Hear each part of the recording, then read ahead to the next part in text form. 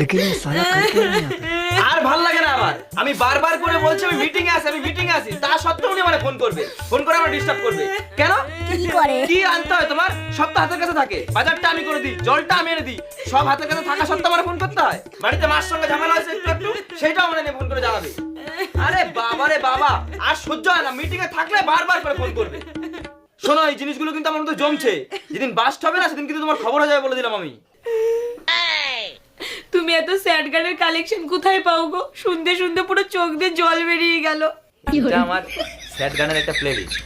যখন আমার খুব কষ্ট হয় তখন আমি এই গানগুলো শুনি। ও আচ্ছা শোনো না, কি রান্না করছো তুমি আজকে? আজকে না কিছু রান্না করিনি, তুমি বাইরে থেকে একটু বিরিয়ানি অর্ডার করে নাও না গো। আচ্ছা ঠিক আছে, তুমি পরের গানটা শোনো। कौन है ये लोग?